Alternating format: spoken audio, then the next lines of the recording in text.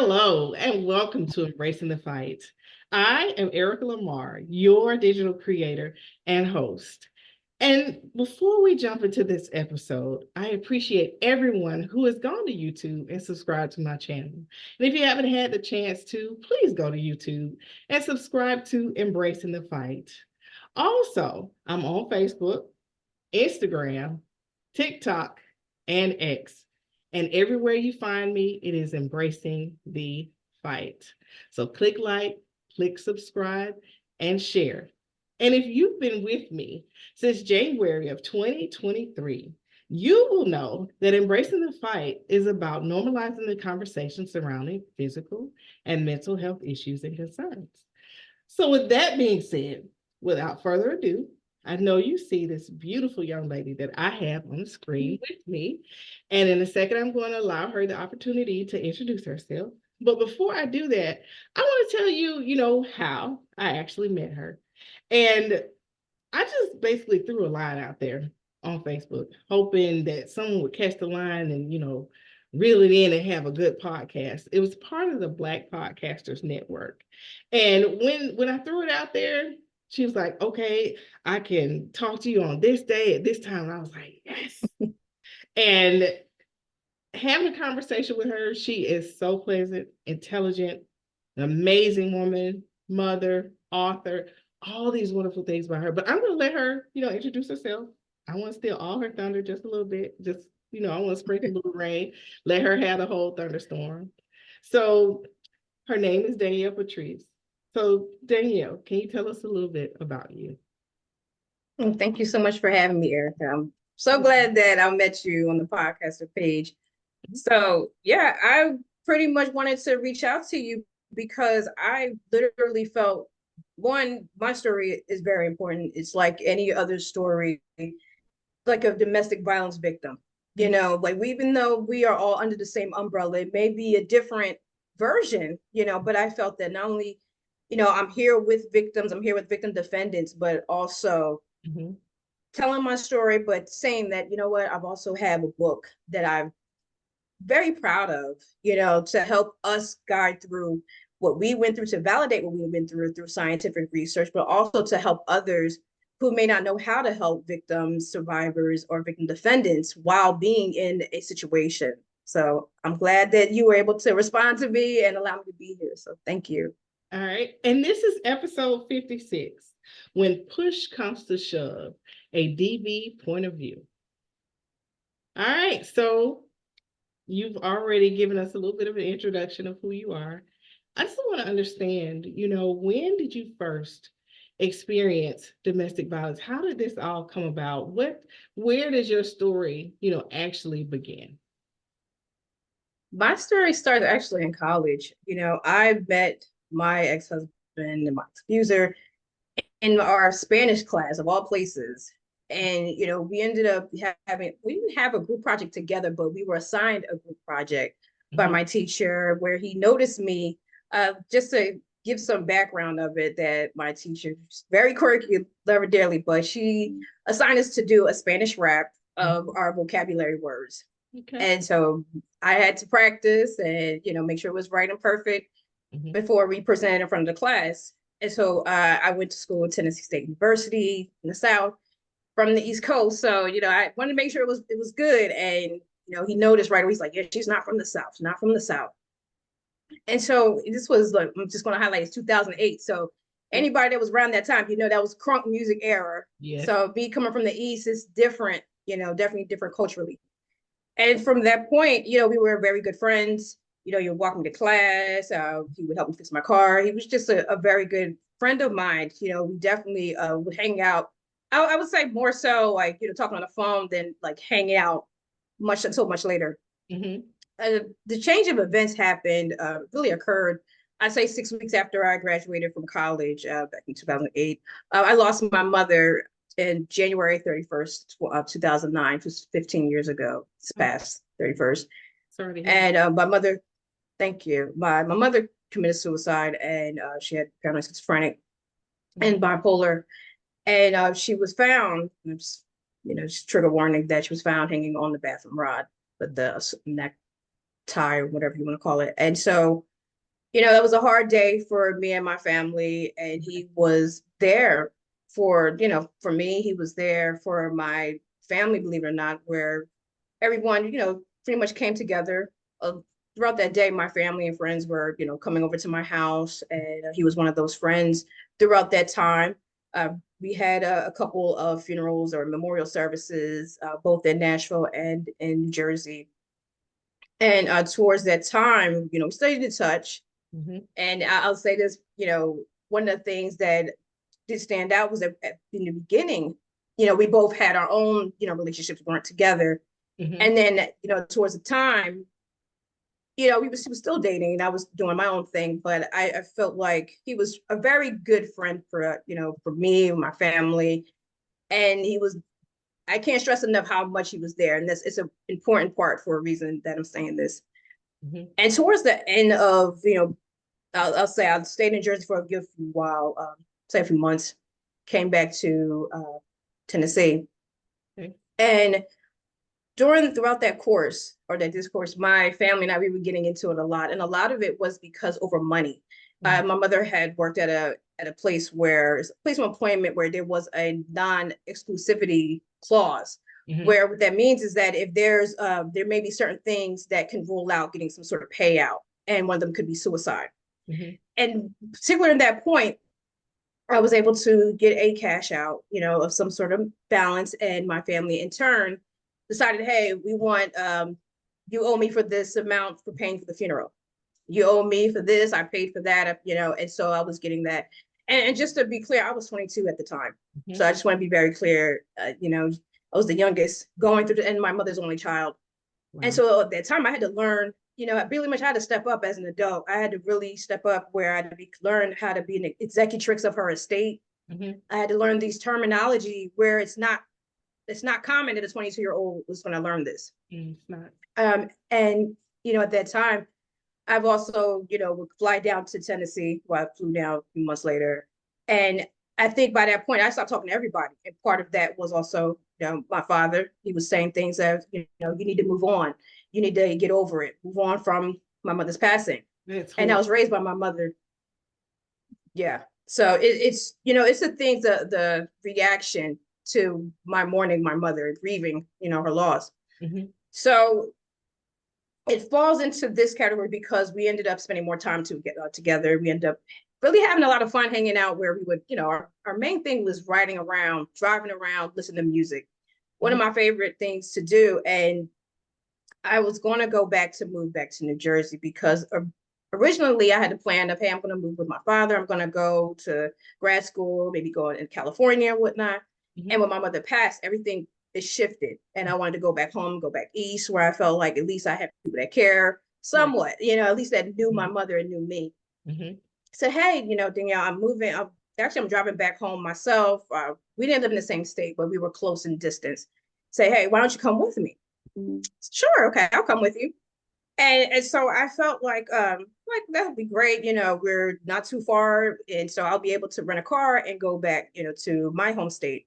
Mm-hmm. And eventually around that time, I found out that one of his relatives said, hey, my cousin, he likes you. I said, okay, but doesn't he have a girlfriend? I'm like, I've known her who she is. I've met her. I've been around her. So I'm like, and he's like, yeah, but he's not really with her and all of that. And also the same thing happened when I confronted him, and he's like, yeah, I do like you and whatnot. And then eventually enrolled into, well, she stays with me. We're not really together.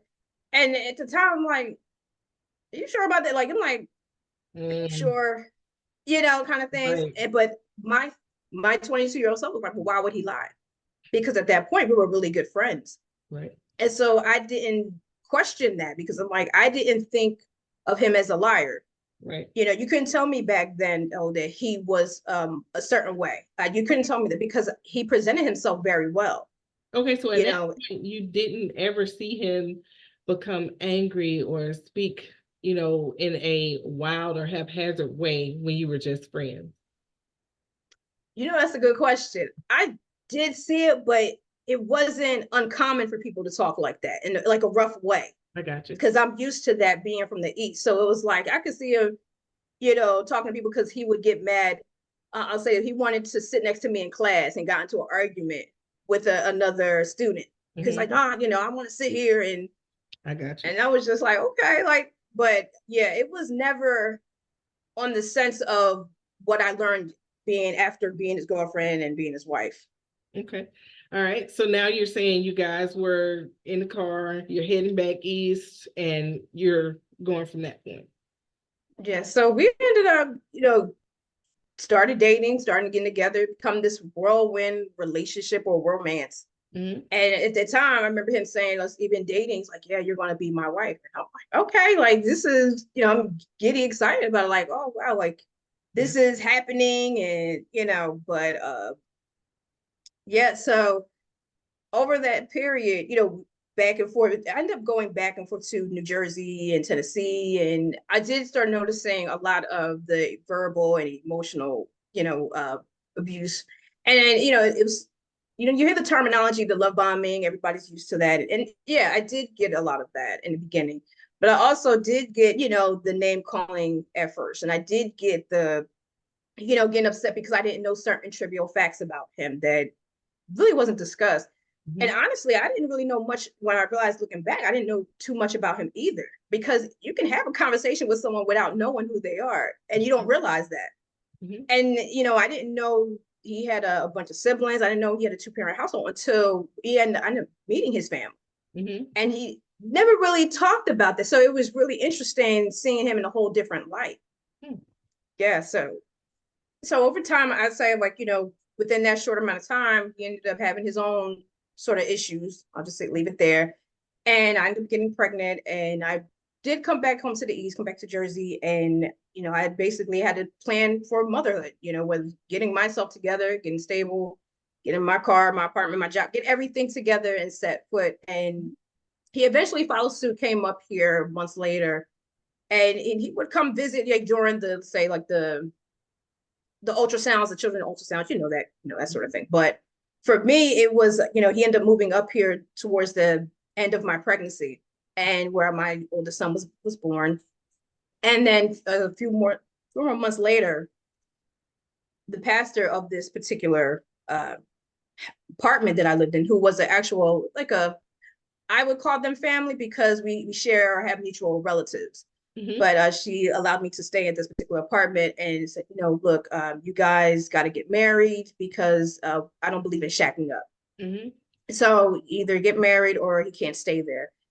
And because we had already talked about the marriage and whatnot, so we ended up getting married Mm-hmm. a few months, well, I'd say a little bit less than a month later. The first time I experienced being physically assaulted, let me say that, or physically pinned down Mm-hmm. by my ex-husband was the night before we got married. And we had gotten into some particular argument. I can't even remember what it was about. Mm-hmm. But I just remember him pinning me down and saying, you know, I can do whatever I want to you now that you'll be my wife. Mm-hmm. So And I have a I'm sorry. question. So at that point, since it was the night before, what inside of you said, let me go ahead, and marry him rather than say, no, buddy, you got to go because I love me more than this, or maybe these are jitters. What did you say to you were 22 at the time, your 22-year-old self? What did you I'm gonna say? say it. No, let me see, at that point, I think I was, shoot, let me think. I may have been 23 at Okay. that point, but I was saying that how, you know, I was fearful, to be honest with you. And I didn't know how to get through it because it was like I didn't have my mother, who was one of my protectors, to be there. You know, I had to look at it almost in a business sense, like, all right, I have my son. Mm-hmm. I have, you know, like I might have to go through this. I don't really have anybody to lean on. And I'm 100% honest. Like I did not know how to leave that situation. I definitely was not strong enough to leave that because the person who I was prior to my mother's passing was a Mm-hmm. completely different person. You Right. know, like I was definitely fiercely independent when, you know, before my mother's passing. And I still was, but, you know, keep in mind, you're also dealing with a whole nother challenge here Mm-hmm. where there's, you know, getting into a situation and not knowing how to really get out of it or how to ask for help in this particular situation. So it was like, what do I do the night before the wedding? And then if there is a wedding, or if there's no wedding, then what does that look like when there's a child involved? Right. So I had to think about all of these things, and just not knowing what to do for that regard. So, I went through with it. I think that I know I've had to kind of put on a brave face for myself and was trying to enjoy the way. I hated that wedding. I'll be honest. I felt it was not something that I envisioned for myself, Right. And for me being an 80s baby, 90s kid, and having, you having all types of dreams for myself, like, yeah, I want to have this, type of wedding, and, even, having discussions with my mother prior to her passing. And it's like, she wanted to walk me down the aisle, and I don't even have that as a choice anymore. So it was a lot of feelings there. And then on top of that, having to deal with what occurred the night before. So I went through with it. And then having to go through, the actual event. So it was tough, but I had to go through with it. And I'll say that after the wedding, the first incident was 3 weeks later. Okay. And that's when, again, some of those earlier arguments. And it was just another situation where, arguing about something. I ended up walking away, and I can't remember what it was, but we were in the kitchen at this point, and he's running out of the room that we're in, and he basically pushes me against the wall, pins me against the wall, and rips the left side of my shirt. And the shirt I had on was my mother's shirt on top of that. Oh, wow. And it was just a lot of different things that occurred, from that point forward. One of the things I can remember then was the fighting between us, and him headbutting me. And I had this big old knot on my forehead, and then just being embarrassed and not wanting to show anybody, not going to the police, because I didn't know what to do. Again, I had a son. I had, I'm married to him. Like, how do you navigate that, especially as some newlywed? And I didn't know how to navigate this, this situation.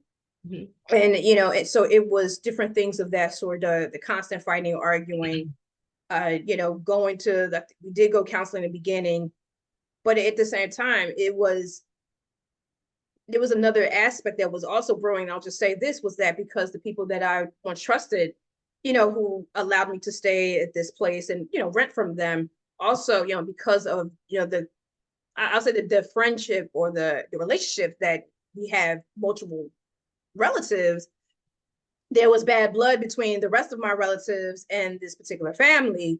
So because of the issues that me and my ex-husband were having, I will say there became some camaraderie to what have you, because it was some of basically, hey, I'm having issues with Danielle. Well, you know how that family is. And basically giving more ammunition to what's happening. And so it was that. I was saying, he basically put you in a corner in a sense, because he knew that your support system was gone, as you knew it before. And he knew that your family was crumbling, under the weight of the loss of your mother and the money that they were trying to get from you. And it was like, he had you basically, all by yourself. And the only thing that you could think of was raising your child and protecting your child. And the only way you knew how to do that was to try to give him a family unit. Is that, basically what I'm coming from? Okay. So, and that's what it feels like. Yeah. And then too, I'm curious, for him to headbutt you in physical comparison, is he a lot taller, bigger? What is he like physically? He wasn't tall, like average height. Like, he was shorter, but he was taller than me. And I mean, taller than build. He wasn't the most muscular person, but he was all right build. Intimidating, in stature, more or less. Oh, okay. He wasn't intimidating, and just a good question that you actually said. It wasn't intimidating. He didn't give off an intimidating appearance. Okay. That's I'm glad you actually brought that up. No, he wasn't intimidating in appearance to me. Okay. And honestly, and the reason why I'm saying that is because like some of my relatives are extremely tall. Some of them were extremely tall and heavy and Mm-hmm. bigger. And I've been in circumstances where, I've talked to other men who were taller and bigger and was not terrified Mm-hmm. or was not afraid of them, especially because of their stature and their taller appearance or their heavier appearance. Mm-hmm. He didn't have that threatening look, Okay. but he could use it to dominate. Mm-hmm. He could use it or turn it on. Let me say that he could turn it on when he needed to. Mm-hmm. And he only did So it yeah, when you were away from people and never in front of other people, right? he did it. No, he did it a couple times in public. I remember that, Mm-hmm. and I think this one was when we were together, like as before we got married, but it wasn't physical. It was verbal, the harshness. Mm-hmm. But it was also but afterwards, it was more so like ownership, like I was his possession. I Mm-hmm. think in that aspect I can speak of. Okay. And so I think that also makes a difference, because he's not the kind of person where, he's going to threaten other men or beat up other men either. Right. He was also the kind, but where he could intimidate women if he needed to, if Mhm. he wanted to, So unless more he like knew like he narcissistic. couldn't mess with them. Absolutely. Mm-hmm. 100% I believe that now. Yeah. Okay. Because that's why I was asking that about whether he did that in front of people or not, because people who are usually narcissists don't like to be embarrassed. They don't like for people to look at Yes. them as if they're the aggressor. They're the ones who doing something wrong. They're like, oh no, what's it mean? I don't know what she's No. talking about. Yeah. He's very image based, and a lot of that's from his family too. And very image based type of people. But what type of image are you trying to portray is the question. And see, that was the thing. He was like a face of a chameleon because he loved to portray that he was the stug. He loved to portray that he was hardcore. He loved to portray that, but at the same time, he also had a demeanor where he loved to be like the kid, the boy next door, and would love to be, assisting the moms and helping the moms out so that the mothers would think, oh, he's such a great guy, and the fathers would hate him, and that was also his way into different families. He would weasel his way in by being this son Mm-hmm. that they long for. Well, why can't you be like him? He's doing all this for, like, he'll take them to the doctors, to appointments, or he'll do all this for them. And it's like, and that also played a role into our marriage, because while he's doing all these for these women that he's not even related to, he's not even with, but he's doing that, and yet ignoring my family at points. And like he was a man of many skill sets. But then you had some of these older women that were paying in dinners. And I would have to get on him and I would say, look, we're a family and then we're a young couple trying to make it. We don't have time to be paying on dinners, and it was just a lot of people that I feel like a lot of older people I felt that should not have gotten involved or got involved with the entire family to Mm-hmm. see how this affects the entire family, and not just I would say not put on this farce. That could be really him. He wants to help, but also I believe it was a big show of that. Right. Okay. So how long did you actually stay married? So we 2010 to actually, well, I'm doing it in two parts. So I say like he left 2018, but I filed the divorce 18 and then was finalized in 2019. So 8, 9 years, give or take. Okay. And I'm just curious. I know you said you knew the first lady that he was dating when you were in college. Did you ever have a Mhm. conversation with her after the fact and find that this was his pattern? This was his MO? That's a good question. And I'll tell you, so not with her, not with her, but actually with one of their friends. And because he was in touch with her, with this particular friend of his, for a few, I guess, I don't know how long they known each other by that point, but it was like for a while. Mm-hmm. And I remember talking to her, he would have me introduce, or he would introduce me to some of these people as well. Mm-hmm. And I remember talking to her about it, and her telling me that you're not the first one, Right. and saying that his previous relationships, same thing, where it was a lot of triangulation. because the person before me was also in the same situation that I was in, where fighting with the person before her. So it was like, I was like, what am I getting myself into, kind of thing. And this was prior to the mental situation that was going on with him. Mhm. And so like, even with that, it was like me and her talked years later, but it wasn't nearly about that, because he was actually still in contact with her Mhm. for whatever reason. But anyway, okay. When he had his whole like mental issues going on around that time, I remember getting a call or talking to this particular person, Mhm. and it was saying that there was some odd behavior or erratic behavior happening around that time. So Mhm. I think that, it was a different, I say a different perspectives Mhm. that was happening, but also, and just to be, I want to be very clear, you know, not only was it a hard time, but also I was also trying to get out of that during that time too. It was like, okay, I was like, I can't deal with this kind of thing.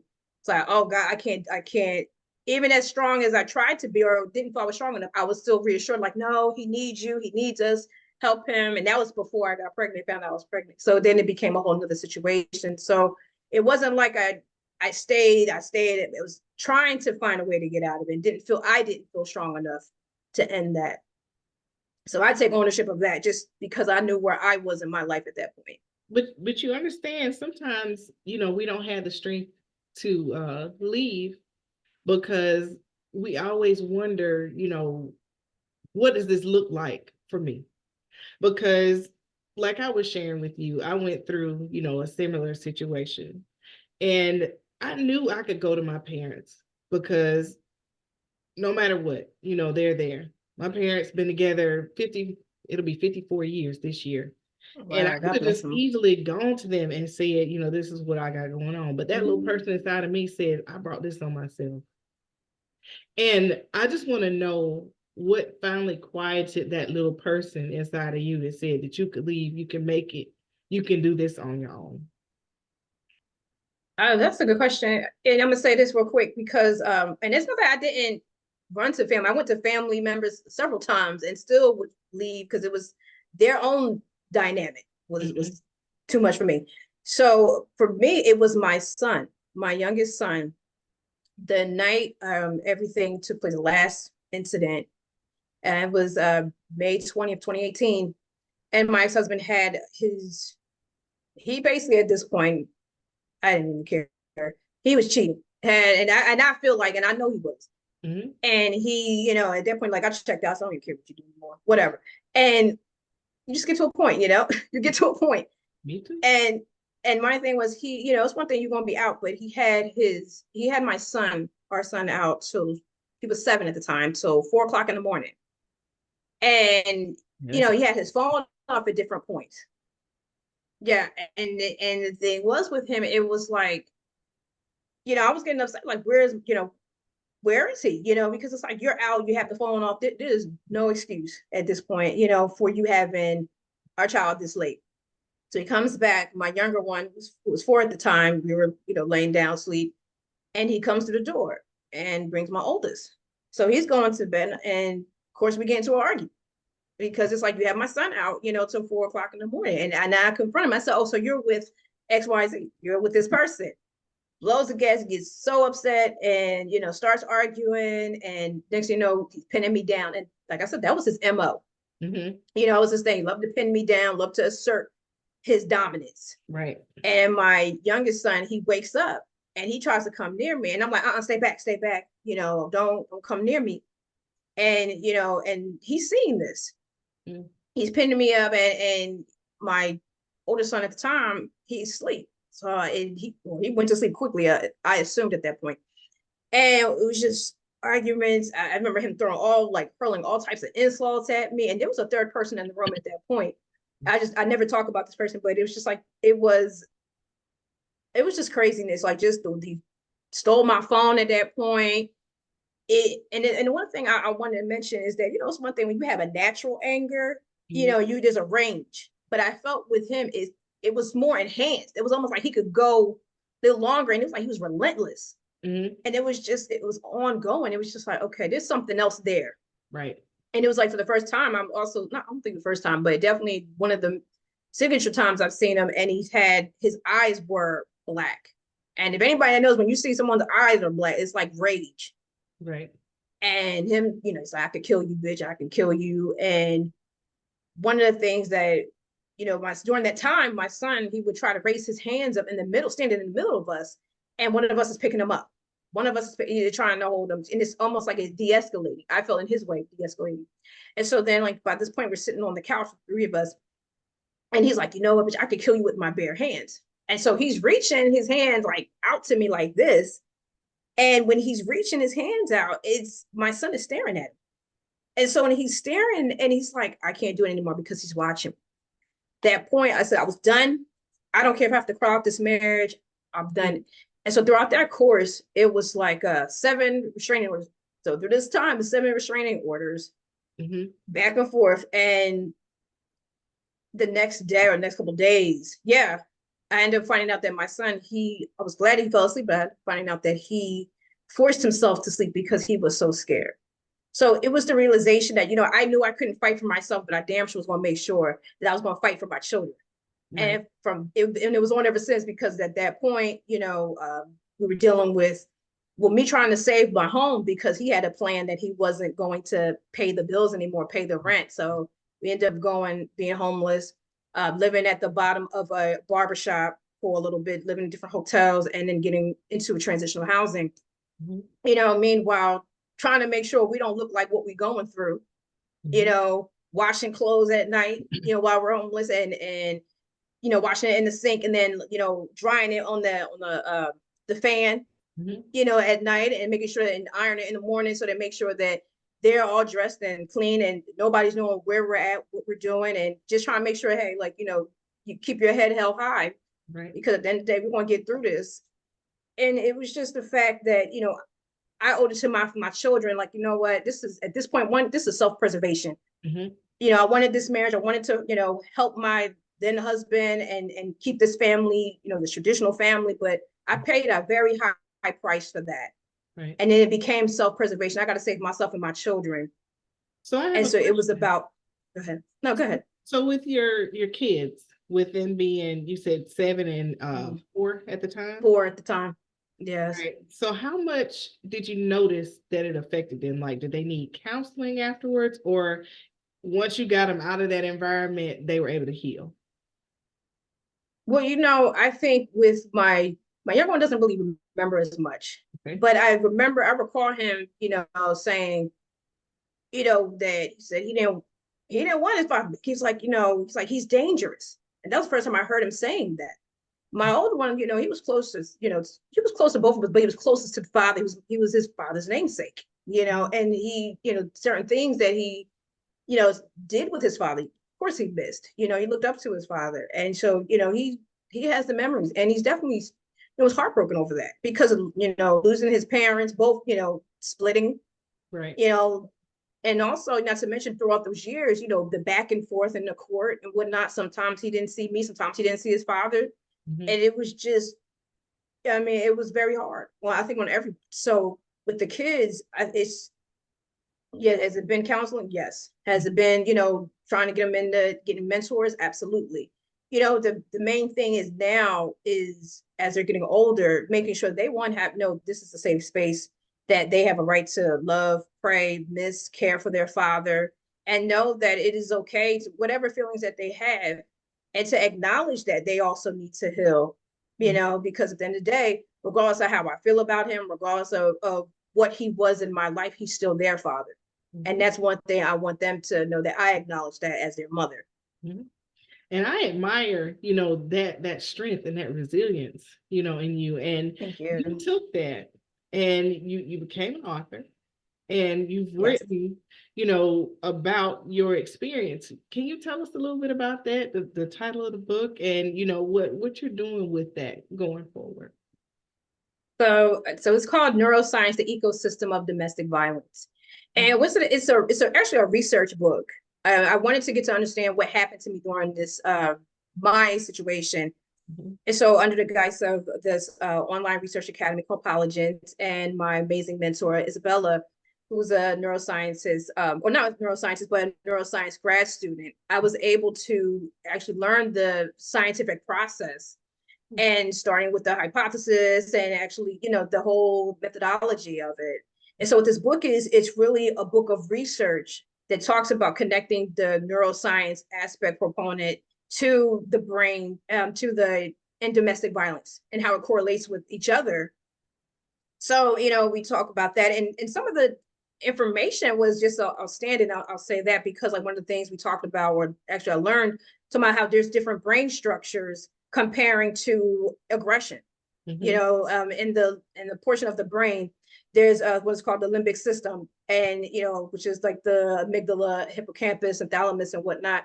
But in the amygdala, which is very important, it also deals with anger and certain emotions. It also leads to like moral decisions on harming someone else. Hmm. So learning that and learning certain, case studies, learning different things about, scientifically Mhm. about domestic violence, was one thing that really drawn me to wanting to write this book. Okay.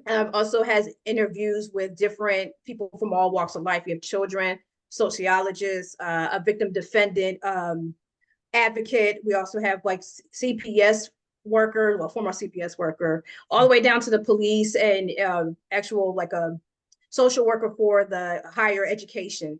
So we have a lot of different things coming together, along with talking about a little of my story, because it's Mhm. not a tell-all, but it's more so really just to get people to understand how domestic violence affects everybody on every level, Right. from the brain all the way up to society.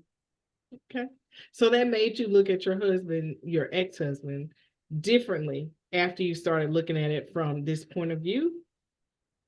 No, I looked at him differently in the marriage, but I think that it validated my experience. It I got you. validated what I felt I already knew, Mhm. and it's different because, as a survivor, it's one thing to tell people your story. Like I advocate and talk about my story all the time, whether it's as a motivational speaker, Mhm. and then met with a lot of, sympathy, and, people, I'm gonna pray for you and whatnot. But for me, the science of it, that was the more fascinating, because people don't understand it. It's Right. more so people were saying, well, why did you stay? Well, why did you go through this? And the science really talked about, hey, there's something wrong stemming beginning from the brain. Right. If there's something in the, like, and I'll say this, like right here is the prefrontal cortex. Mhm. And so if that part is damaged, that person possibly, can become more violent. Wow. And that's in the studies in the beginning. And these type of studies are not in the courtrooms. These type of studies are not brought mainstream out. Could you imagine what it would be like if it was covered in the courts, where we could actually make a decision based off of, hey, there's some things going on, Mhm. and actually, seeing if there's some documentation on this particular individual to see, hey, how can we get these abusers held accountable and treated properly so they don't inflict violence onto their victims and victim defendants. You Okay. know, yeah. So it's, and also just I also like I talk a lot about victim defendants because they're one, nobody really talks about them, and two, Mhm. that also gives an insight to how the people are re-victimized through the courts, and victim defendants aren't, given the amount of help as either with in regards to they're not given as much help, and they're not given the much as much platform as victims, because the stereotypes of it. Right. So do you have like a social media platform, or you have a website or anything that you can share in case someone wants to know, more information about, the neuroscience of domestic violence? So I just right now I'm building up my link tree, where it has like my podcast, and it does have the links onto the with the book. But if you want to like get my book it's on Amazon or Barnes and Noble online, not in the store, but barnesandnobles.com. Also, if you want to, reach out to me, I'm on Instagram. Mhm. I use Speak Danielle Patrice, also X, and my handle is different. It's author D Patrice. Okay. So, And you, feel free to reach out. and you say you have a podcast. What's the title of your podcast? Oh no, I don't have a podcast. I'm saying that the Oh, okay. link tree, like it has my interviews on there, the podcast Okay. interviews. I got you. I got you. You've been on other platforms and your interviews are there. Right, Okay. right. Is there anything that you want to share or any advice you want to give someone who's currently going through what you've been through to help them to get out or seek help? I think the biggest thing is documentation, Okay. because the biggest thing is reason is you're going to have to overprove in the court system. You're Mm-hmm. going to have people that's from the gate are going to either victim blame, or they're going to doubt your story or try to poke holes in your story. You're going to need to have a chunk of evidence to show that this is what's happening to you. One, so you can build upon your case. You're building your case up. That's number one. Two, if you do have any situations where you are planning to leave, Mm-hmm. make sure you can take pictures of the information, your I say like birth certificates, your financial statements, anything that you feel is of value that you are definitely going to need after you leave the situation. Either take it with you or take a picture of it, Mm-hmm. email it to yourself.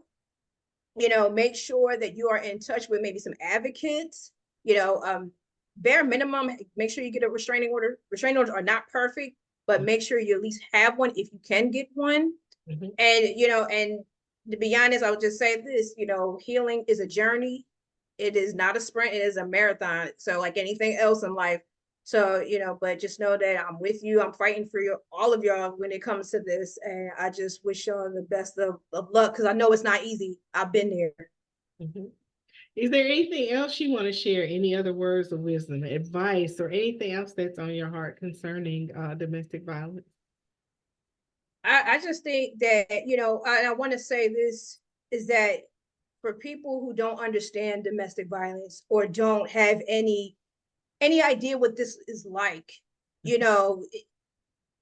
I would strongly suggest to get the book, for one, not just to make a profit, but for you to understand what domestic violence really looks like, not just from the couple perspective, but from a political level, from an educational level, the societal level, from a science level, from all aspects, because that's how I have it, as a comparing it to an ecosystem. Also, I feel that you definitely have to understand that the root of domestic violence, the problem lies within the abuser, Mm-hmm. not the victim. That's number one. The abuser is the one who is inflicting their pain onto the victim. Mm-hmm. So stop getting comfortable blaming the victim and start asking these abusers, why are you so comfortable abusing this person? Right. Why are you so comfortable putting their hands on? Why are you so comfortable talking to them like that? When you start putting things into perspective, then you'll see how things will turn out, and also you'll see how people play a role in it, including the enablers. It takes a village to also raise an abuser. Mm-hmm. So I feel like that's one of the main things. And where you stand in that situation, are you an enabler? Are you an abuser? Are you helping these people? Or are you here, are you neutral? Are you a bystander? What are you? And maybe that'll help you put yourself into perspective on where you fall when it comes to domestic violence. And this is so good. That is the best advice, because you have so many people that are so quick to throw their opinion and they've never been in that situation. And then once they're on the other side of that coin and they're going through it themselves, they start to see it themselves. But you don't want someone to go through something that you've been through just to understand it. So that compassion and that time to research and understand what's really going on will definitely help a lot of people. But Thank you. again, I am grateful that you came out and you gave your story so transparent, so pure, so honest. And I mean, like I said, I feel you. I understand exactly, where you're coming from. My heart truly goes out to you. And I'll be praying for you and your children, because I know you're going to do great things, with your book, and you will have a podcast. You will have a large platform where I don't know if your couch is going to be yellow, pink, brown, whatever. But you're going to have people that are coming to you that are saying to you, I've heard your story and you helped me to get out. So thank you so much for being so transparent and for coming on here today. Thank you. This was great. Thank you. And this concludes episode 56 when push comes to shove from a domestic violence point of view. Thank you so much for listening to Embracing the Fight. I want you all to have an absolutely amazing day.